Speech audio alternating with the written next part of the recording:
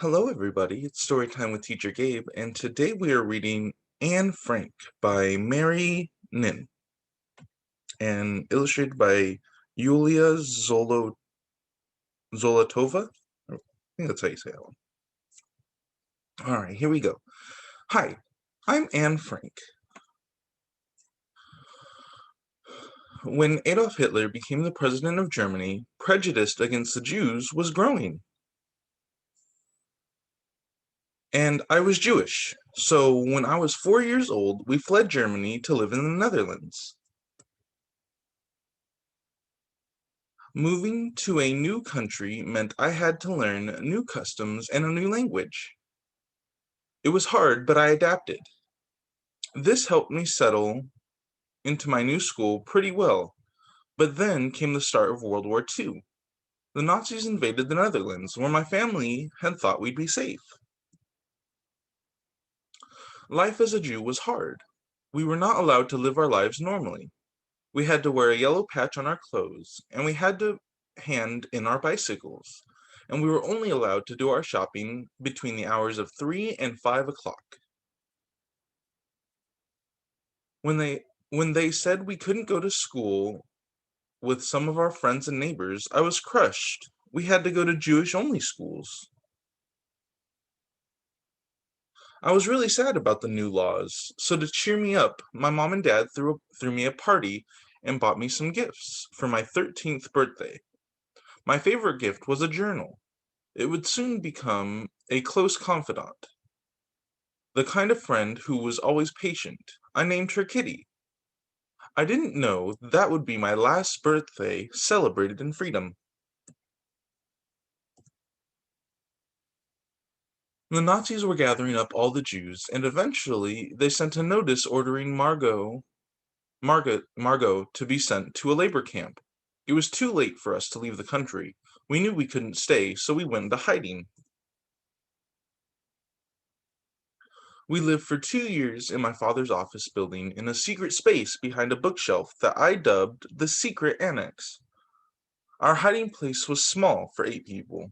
It was comprised of our family of 4 and another family of 3, the Van Pels, and their son Peter. A while later, we welcomed another person, Fritz P- Fitzpfeffer? Pitzpfeffer. I think the P might be silent. I'm not sure. Daddy and I adapted relatively fast, but Margot and Mom had a rougher time. I guess that's everyone adapting. The few people who helped us brought food and new books. We were so thankful, and I called them our protectors. They could have been punished for helping us, but they did it anyway. In the secret annex, we had to be very quiet, or the people downstairs in the factory could hear us and report us. One day, Margot had a bad cold, and we didn't dare let her cough for fear of them finding us. So we gave her lots of cough medicine. Another day, a man came by to do some handiwork in the factory downstairs. After he had worked for almost 15 minutes, we heard him lay his hammer and tools down. That's when we heard a knock at the secret door to the annex. I was so scared, I imagined a giant growing bigger and bigger in size with each knock he made. Open the door, it's only me. I was so relieved to hear Jonas's voice. Thank goodness. Oh, I guess that's one of their protectors. If we were caught, we would have been sent away to labor concentration camps. There, people were treated very badly and often starved. I couldn't go to school anymore, but I wouldn't give up on my education no matter how hard the Nazis tried to deny it to me. I continued to study and learn. I remained hopeful that we would one day come out of hiding and go back to our normal lives. I wanted to grow up to become a writer. I loved to write. I learned as much as I could from the books that we had, and I practiced in my journal. I wrote all about our lives in hiding, my feelings, my fears, my hopes, and my dreams. Let's see, what does it say in there? When I write, I can shake off all my cares. My sorrow disappears, my spirits are revived. But, and that's a big question. Wait. But, and that's a big question, will I ever be able to write something great? Will I ever become a journalist or a writer? I want to be useful or bring enjoyment to all people, even those I've never met. I want to go on living even after my death. And that's why I'm so grateful to God for giving me this gift, which I can use to develop myself and to express all that's inside me. I think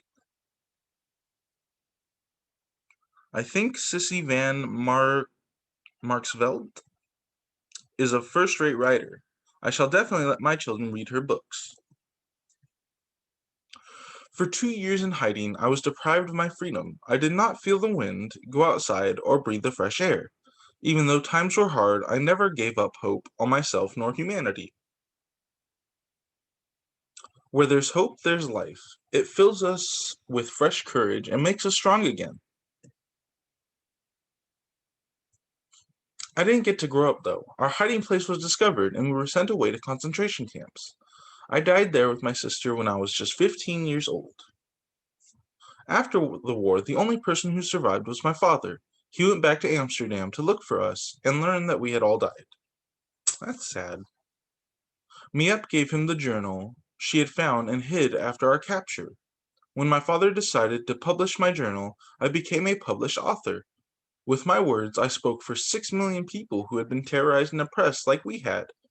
I refused to be silenced, and my story was heard around the world, just like it's being read right now. Those who have courage and faith shall never perish in misery. Let's see. It has a little timeline. Let's see. In 1929, Anne was born in Frankfurt, Germany. Anne moved, and then in 1933, sorry, not 93. In 1933, Anne moves to the Netherlands to avoid growing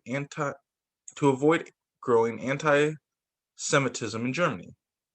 In 1939, World War II starts, and then 1940, Germany invades the Netherlands. In 1942, Anne went into hiding in the secret annex, and in 1944, Anne and her family are sent to concentration camps. And then 1945, the war ends. In 1947, Anne's diary was published for the first time. And then in 1959, Anne's diary is made into a film and a play which wins a Pulitzer Prize. Pulitzer Prize. And then in 1999, Anne is named one of the most important people of the 20th century. All right, and that was Anne Frank. Next, we have Listen, Buddy by Helen Letzer, and illustrated by Lynn Munsinger. All right, listen, buddy. I'm going to have to make these pages a little bigger.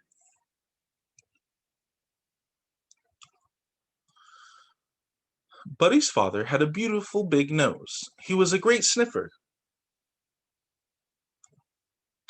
Buddy's mother had beautiful big teeth. She was a great chomper. Buddy had beautiful big ears. But it didn't matter. When Buddy's parents sent him to the vegetable stand to get a basket of squash, he came home with a basket of wash. When they asked him to buy 15 tomatoes, he came home with 50 potatoes. Oh my. Buddy's father said, "Listen, Buddy, will you please bring me a pen?" "Who?" asked Buddy. "You," said his father. "Will you please bring me a pen?" "A what?" asked Buddy. "A pen," said his father. "Will you please bring me a pen?" "Sure," said Buddy. Buddy's father said, "Listen, Buddy." Oh, and he brought him a hen instead of a pen. Okay. Buddy's mother said, "Listen, Buddy, will you please give me a slice of bread?" "Who?" asked Buddy. "You," said his mother. "Will you please get me a slice of bread?" "A what of what?" asked Buddy.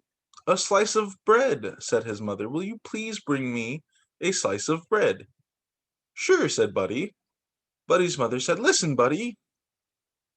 Oh, and he sliced her bed.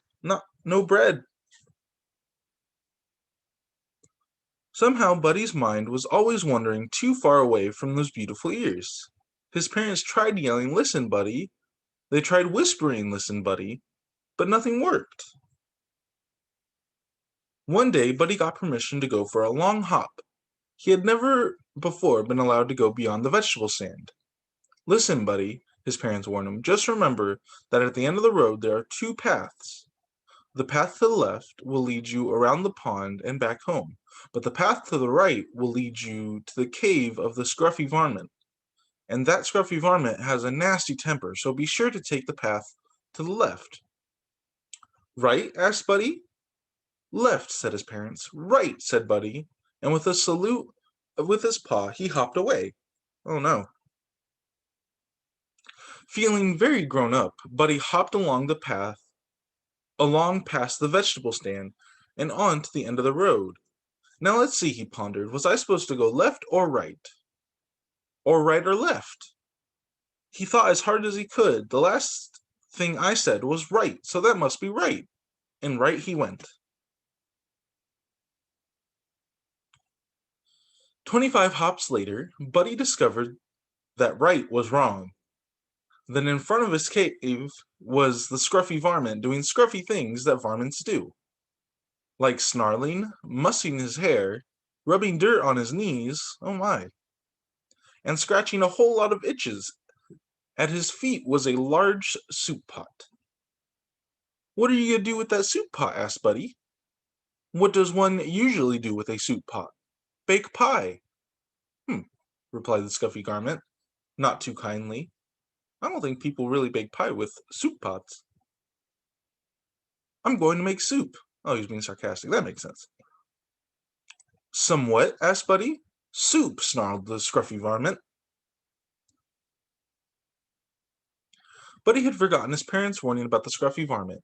He asked eagerly, "May I help?" The scruffy varmint was not fond of having company. Ooh, my tongue went off. The scruffy varmint was not fond of having company, but with help he'd have his soup sooner. So he said, "All right, Bunny Rabbit, come help me gather firewood." "Who what?" asked Buddy. "You, firewood." Buddy eagerly hopped away ahead of the scruffy varmint. Very gently he gathered a large prickly bundle, which he held out proudly. Roughly, the varmint grabbed the bundle. "I said firewood, not briarwood." He yelped, plucked the sharp thorns from his paws. Oh my. Later, when the pot was filled with water, the scruffy varmint lay against a rock, licking his paws and barking orders. "Hustle, Rabbit, get the flour." "Yes, sir," said Buddy. Oh, and he put in actual flowers, not flour. "5 pinches of salt." "Yes, sir," said Buddy. Oh my, 5 inches of salt.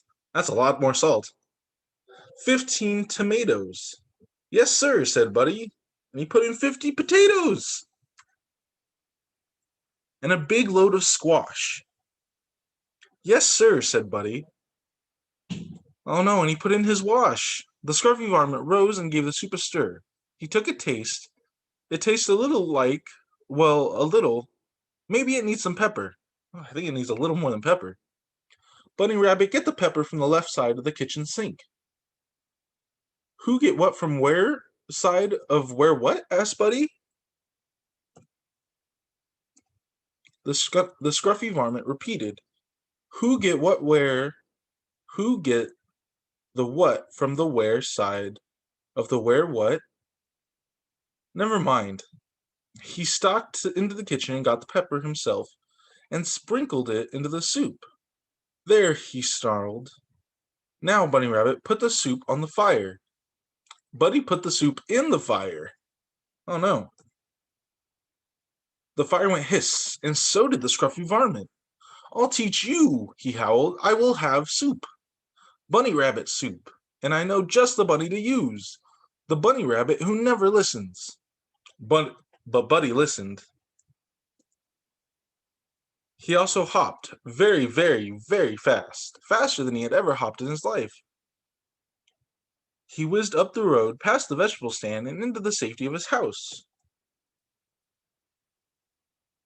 A little later, I'm gonna make this page a little smaller. A little later, when Buddy's parents asked him to bring a pen and a slice of bread, Buddy listened. Oh, okay. And that was Listen, Buddy. All right, and that was all of our stories for today. Thank you guys for reading with me. I hope you guys have a good day.